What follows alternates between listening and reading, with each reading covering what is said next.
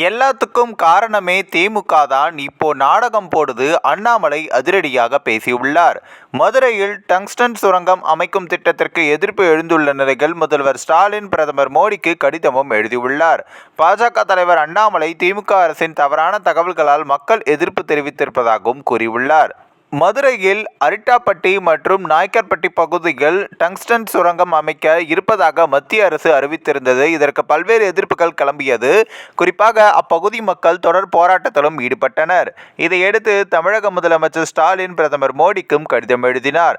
அதில் டங்ஸ்டன் சுரங்கம் அமைக்கும் திட்டத்தை கைவிட வேண்டும் என கேட்டிருந்தார். குறிப்பாக குடவரை கோவில்கள், சிற்பங்கள் மற்றும் சமண சின்னங்கள், தமிழ் பிராமி எழுத்துக்கள் மற்றும் பஞ்சபாண்டவர் கல்படுக்கைகள் உள்ளிட்ட தொல்பொருள் நினைவு சின்னங்களுக்கு அரிட்டாப்பட்டி கிராமம் பிரபலமானது என்றும் தெரிவித்திருந்தார்.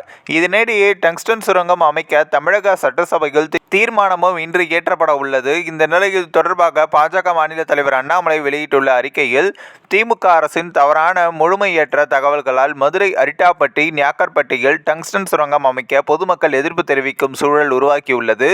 இதையடுத்து மத்திய நிலக்கரி மற்றும் சுரங்கத்துறை அமைச்சர் கிஷன் ரெட்டிக்கு கடிதம் எழுதியதோடு மட்டுமல்லாமல் மதுரை அரிட்டாப்பட்டி, ஞாக்கர்பட்டி, கவட்டையம்பட்டி மற்றும் எட்டிமங்கலம், வளலாப்பட்டி, அரிட்டாப்பட்டி, கிடாரிப்பட்டி, நரசிங்கப்பட்டி உள்ளிட்ட கிராமங்கள் உள்ளிட்ட பகுதிகளில் டங்ஸ்டன் சுரங்கம் அமைக்க பொதுமக்கள் எதிர்ப்பு தெரிவித்திருப்பது குறித்து தொலைபேசியிலும் அழைத்து டங்ஸ்டன் சுரங்கம் அமைக்கும் முடிவை கைவிட வேண்டும் என்றும் கேட்டுக்கொண்டேன். இதையடுத்து மத்திய நிலக்கரி மற்றும் சுரங்கத்துறை அமைச்சர் கிஷன் ரெட்டி டங்ஸ்டன் சுரங்கம் அமைக்கும் முடிவை கைவிடுவதை குறித்து பரிசீலிக்கிறேன் என்றும் உறுதியளித்தார்.